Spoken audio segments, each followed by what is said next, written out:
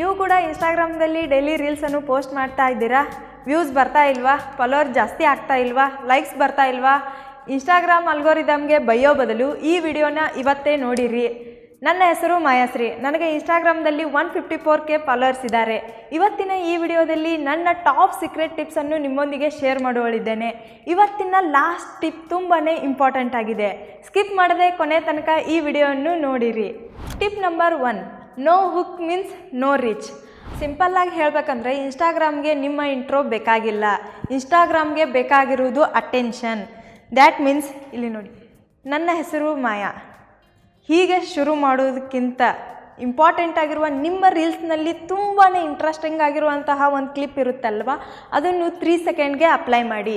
ಸ್ಟಾರ್ಟಿಂಗ್ಗೆ 3 ಸೆಕೆಂಡ್ನಲ್ಲಿ ನಿಮಗೆ ಇಂಟ್ರೆಸ್ಟಿಂಗ್ ಆಗಿರುವ ವಿಡಿಯೋ ಕ್ಲಿಪ್ಪನ್ನು ಇಲ್ಲಿ ಆ್ಯಡ್ ಮಾಡಿ. ಆವಾಗೇ ನೋಡಿ ನಿಮ್ಮ ರೀಲ್ಸ್ ವೈರಲ್ ಆಗುವ ಸಾಧ್ಯತೆ ತುಂಬಾ ಇರುತ್ತೆ. ನಿಮ್ಮ ಇಂಟ್ರೋದಲ್ಲಿ ಸಪ್ಪೆ ಮುಖ ಮಾಡಿಕೊಂಡು ಹೇಳುವ ಬದಲು ಅದನ್ನೇ ಸ್ವಲ್ಪ ಸ್ಮೈಲ್ ಮುಖಾಂತರ ಏನು ಹೇಳಬೇಕು ಅದನ್ನು ನೀಟಾಗಿ ಕ್ಲಿಯರ್ ಆಗಿ ಹೇಳಿ. ಟಿಪ್ ನಂಬರ್ 2, ಮಲ್ಟಿಪಲ್ ನಿಶ್ is equal to slow growth. ನೀವು ಯಾವ ಕಂಟೆಂಟ್ ಮಾಡಬೇಕಂತ ಮೊದಲೇ ಫಿಕ್ಸ್ ಆಗಿದ್ದೀರೋ ಅದನ್ನು ಮಾತ್ರ ಮಾಡಿ. ಅದನ್ನು ಬಿಟ್ಟು ಯಾರೋ ಹೇಳಿದರು ಅಂತ ಟ್ರಾವೆಲ್ ಮಾಡಿ ಅದನ್ನು ಅಪ್ಲೋಡ್ ಮಾಡಿದೆ, ನೆಕ್ಸ್ಟ್ ಡೇ ಬಂದು ಫುಡ್ ವಿಡಿಯೋನು ಅಪ್ಲೋಡ್ ಮಾಡಿದೆ, ನೆಕ್ಸ್ಟ್ ಯಾರೋ ಹೇಳಿದರು ಏನೋ ಕಾಮಿಡಿ ಸೀನ್ ಆಯಿತು ಅಂತ ಹೇಳಿ ಕಾಮಿಡಿಯನ್ನು ಅಪ್ಲೋಡ್ ಮಾಡಿದರೆ ಇನ್ಸ್ಟಾಗ್ರಾಮ್ ಅಲ್ಗೋರಿದಮ್ಗೆ ಕನ್ಫ್ಯೂಸ್ ಆಗುತ್ತೆ. ಇವರು ಯಾವ ರೀತಿಯಾಗಿರುವಂತಹ ಕಂಟೆಂಟನ್ನು ಅಪ್ಲೋಡ್ ಮಾಡ್ತಾ ಇದ್ದಾರೆ ಅಂತ ಇನ್ಸ್ಟಾಗ್ರಾಮ್ನ ಅಲ್ಗೋರಿದಮ್ಗೆ ಕನ್ಫ್ಯೂಸ್ ಆಗುತ್ತೆ. ಒನ್ಸ್ ಅದಕ್ಕೆ ಕನ್ಫ್ಯೂಸ್ ಆದರೆ ಆಟೋಮೆಟಿಕ್ಲಿ ಅದು ನಿಮಗೆ ಕನ್ಫ್ಯೂಸ್ ಮಾಡುತ್ತೆ. ನಿಮಗೆ ಅನಿಸುತ್ತೆ ನಾನು ಎಷ್ಟು ಚೆನ್ನಾಗಿರುವ ಕಂಟೆಂಟನ್ನು ಅಪ್ಲೋಡ್ ಮಾಡಿದರೂ ಕೂಡ ರಿಚೇ ಬರ್ತಾ ಇಲ್ಲ, ವ್ಯೂಸೇ ಬರ್ತಾ ಇಲ್ಲ ಅಂತ ನಿಮಗೇ ಮಾನಸಿಕಾಗುತ್ತೆ. ಅದರ ಬಿಹೈಂಡ್ ದ ರೀಸನ್ ಇದೇ ಆಗಿದೆ. ನಿಮ್ಮ ನಿಶ್ ಈಸ್ ಕ್ಲಿಯರ್, ಅಂದರೆ ನಿಮ್ಮ ನಿಶ್ ಯಾವುದಿದೆ ಅಂತ ಕ್ಲಿಯರ್ ಆಗಿ ಸೆಲೆಕ್ಟ್ ಮಾಡ್ಕೊಳ್ಳಿ. Tip number 3, not likes, watch time is the king. ಕೆಲವೊಂದಿಷ್ಟು ಜನರಿಗೆ ತುಂಬಾ ಲೈಕ್ಸ್ ಬಂದಿರುತ್ತೆ, ಅವರು ತುಂಬಾ ಖುಷಿ ಪಡ್ತಾ ಇರ್ತಾರೆ. ಬಟ್ ಅವರ ವಿಡಿಯೋಗೆ ರಿಚ್ ಆಗಿರಲ್ಲ, ರಿಚ್ ಕಮ್ಮಿ ಇರುತ್ತೆ. ಯಾಕಂದರೆ ಅವರ ವಿಡಿಯೋಗೆ ವಾಚ್ ಟೈಮ್ ಇರಲ್ಲ. ವಾಚ್ ಟೈಮ್ ತುಂಬಾ ಇಂಪಾರ್ಟೆಂಟ್ ಆಗಿರುತ್ತೆ. ವಾಚ್ ಟೈಮ್ ಜಾಸ್ತಿ ಆದಂತೆ ನಿಮ್ಮ ರೀಲ್ಸ್ಗೆ ರಿಚ್ ತುಂಬಾ ಸಿಗುತ್ತೆ. ಹಾಗಂತ ನಿಮ್ಮ ರೀಲ್ಸನ್ನು ತುಂಬ ಲೆಹೆಂದಿಯಾಗಿ ಮಾಡೋ ಬದಲಿ ಅದನ್ನು ಶಾರ್ಟ್ ಆ್ಯಂಡ್ ಸ್ವೀಟಾಗಿ ಇಂಟ್ರೆಸ್ಟಿಂಗ್ ಆಗಿ ಮಾಡಿ. ಆವಾಗ ತಂತಾನೇ ವಾಚ್ ಟೈಮ್ ಜಾಸ್ತಿ ಆಗುತ್ತೆ. ಟೋಟಲಾಗಿ ಹೇಳಬೇಕಂದ್ರೆ ನಮ್ಮ ರೀಲ್ಸ್ನಲ್ಲಿ ವಾಚ್ ಟೈಮ್ ತುಂಬಾ ಇಂಪಾರ್ಟೆಂಟ್ ರೋಲ್ ಪ್ಲೇ ಆಗುತ್ತೆ. Tip number 4, save and share is equal to algorithm push. Likes are easy but Instagram priority is this means share, saves, comments, likes. ನಿಮ್ಮ ರೀಲ್ಸನ್ನು ಜನರು ನೋಡಿದಾಕ್ಷಣ ಲೈಕ್ಸ್ ಮಾಡಬೇಕು, ಕಮೆಂಟ್ಸ್ ಮಾಡಬೇಕು, ಶೇರ್ ಮಾಡಬೇಕು, ಅದರ ಜೊತೆಗೆ ಸೇವ್ ಕೂಡ ಮಾಡಬೇಕು.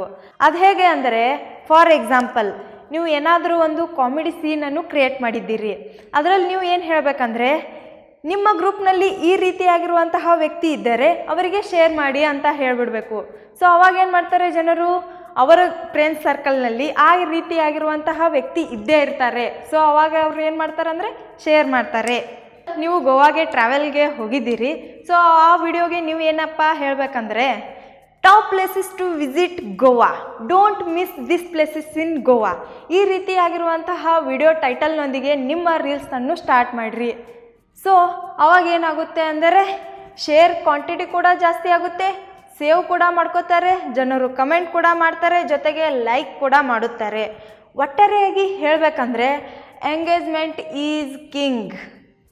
ಎಂಗೇಜ್ಮೆಂಟ್ ಜಾಸ್ತಿ ಆದರೆ ನಿಮ್ಮ ರೀಲ್ಸ್ ವೈರಲ್ ಆಗುವ ಸಾಧ್ಯತೆ ಕೂಡ ಜಾಸ್ತಿ ಇರುತ್ತೆ. ಸಿಂಪಲ್ಲಾಗಿ ಹೇಳಬೇಕಂದರೆ ಜನರಿಗೆ ಯೂಸ್ಫುಲ್ ಆಗುವಂತಹ ಕಂಟೆಂಟ್ಗಳನ್ನು ವಿಡಿಯೋ ಮುಖಾಂತರ ನಾವು ಮಾಡಿದರೆ ಈಸಿಯಾಗಿ ಅದನ್ನು ಶೇರ್ ಮಾಡೇ ಮಾಡ್ತಾರೆ. ಅದನ್ನು ಬಿಟ್ಟು ಯೂಸ್ಫುಲ್ ಆಗಿರುವಂತಹ ಕಂಟೆಂಟನ್ನೇ ನಾವು ಮಾಡದೇ ಇದ್ದರೆ ಜನರು ಹೇಗೆ ಶೇರ್ ಮಾಡ್ತಾರೆ? ಶೇರ್ ಮಾಡುವುದೇ ಇಲ್ಲ. ಸಿಂಪಲ್ ಇದೆ. ಇನ್ನು ನೀವೇನಾದರೂ ಹೆಲ್ತ್ ಟಿಪ್ಸ್ಗಳನ್ನು ಹೇಳ್ತಾ ಇದ್ದರೆ ಅವಾಗ ಏನು ಮಾಡಬೇಕಂದ್ರೆ ಸ್ಟೆಪ್ ಟು ಸ್ಟೆಪ್ ಅದನ್ನು ಹೇಳಬೇಕು. ನೀವು ಲಾಗ್ ಥರ ಅದನ್ನು ಹೇಳಿದರೆ ವರ್ಕೌಟ್ ಆಗಲ್ಲ. ಈ ರೀತಿಯಾಗಿರುವಂತಹ ಮೈನರ್ ವಿಷಯಗಳನ್ನು ಕೂಡ ನೀವು ನೋಟಿಸ್ ಮಾಡಿ ಅದನ್ನು ಇಂಪ್ಲಿಮೆಂಟ್ ಮಾಡ್ಕೋಬೇಕು. Tip number 5, last and very important tip, consistency is more powerful then motivation. ನಾನು ಕೂಡ ರೀಲ್ಸ್ ಮಾಡ್ತೀನಿ, ನಾನು ಕೂಡ ಒಂದೇ ದಿನದಲ್ಲಿ ಫೇಮಸ್ ಆಗ್ತೀನಿ ಅಂತ ತುಂಬ ಜನ ಇನ್ಸ್ಟಾಗ್ರಾಮ್ದಲ್ಲಿ ಬಂದುಬಿಟ್ಟು ರೀಲ್ಸ್ ಮಾಡ್ತಾರೆ. ಅವರ ಬಿಗ್ ಮಿಸ್ಟೇಕ್ ಏನಪ್ಪ ಅಂದರೆ ಕನ್ಸಿಸ್ಟೆನ್ಸಿಯನ್ನು ಫಾಲೋ ಮಾಡೋದೇ ಇಲ್ಲ.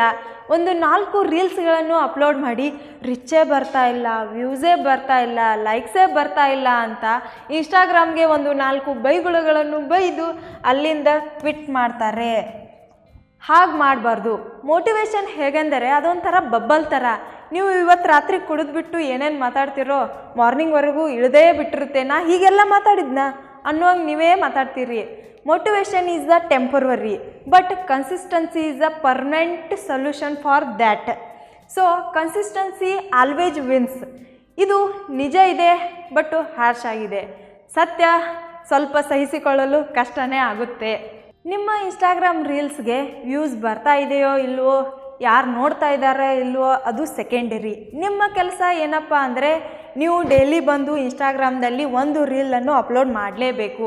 ಅದು ನಿಮ್ಮ ಕನ್ಸಿಸ್ಟೆನ್ಸಿ, ಅದು ನಿಮ್ಮ ಹಠ ಅಂತ ತಿಳ್ಕೊಳ್ಳಿ. ಒಂದು 100 ಡೇಸ್ಗೆ ಗೋಲನ್ನು ಸೆಟ್ ಮಾಡಿ, 100 ಡೇಸ್ಗೆ 100 ರೀಲನ್ನು ಅಪ್ಲೋಡ್ ಮಾಡಿಬಿಡಿ. ನಿಮಗೆ ಸದ್ಯಕ್ಕೆ ಟಾರ್ಗೆಟ್ ಇಷ್ಟೇ ಇದೆ ಅಂತ ಫಿಕ್ಸ್ ಮಾಡಿಕೊಂಡು ಡೈಲಿ ಒಂದೊಂದು ರೀಲ್ಸನ್ನು ಅಪ್ಲೋಡ್ ಮಾಡಿ.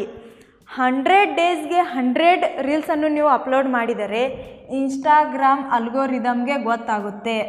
ಒಂದು ಅಕೌಂಟ್ ಇದೆ, ಅದು ಡೈಲಿ ಅಪ್ಲೋಡ್ ಮಾಡ್ತಾ ಇದೆ, ಅದು ಆ್ಯಕ್ಟಿವ್ ಇದೆ. ಸೊ ಅದೇನು ಮಾಡುತ್ತೆ ಅಂದರೆ ಇನ್ಸ್ಟಾಗ್ರಾಮ್ ಅಲ್ಗೋರಿದಮ್ ಪುಷ್ ಮಾಡುತ್ತೆ, ಒಂದು 4 ಜನರಿಗೆ ಅದನ್ನು ತೋರಿಸುತ್ತೆ. So consistency is main key for success. ಇವು 5 ಟಿಪ್ಸ್ಗಳನ್ನು ಅಪ್ಲೈ ಮಾಡಿದರೆ ನಿಮ್ಮ ಇನ್ಸ್ಟಾಗ್ರಾಮ್ ಅಕೌಂಟ್ಗೆ ರಿಚ್ಚು ಸಿಗುತ್ತೆ, ಸಕ್ಸಸ್ಸು ಸಿಗುತ್ತೆ. ಇದರ ಜೊತೆಗೆ ನಿಮ್ಮ ವಿಡಿಯೋದ ಕ್ವಾಲಿಟಿ ಕೂಡ ತುಂಬಾ ಇಂಪಾರ್ಟೆಂಟ್. ಅದರ ಜೊತೆಗೆ ಫೋಟೋದ ಕ್ವಾಲಿಟಿ ಕೂಡ ತುಂಬಾ ಇಂಪಾರ್ಟೆಂಟ್.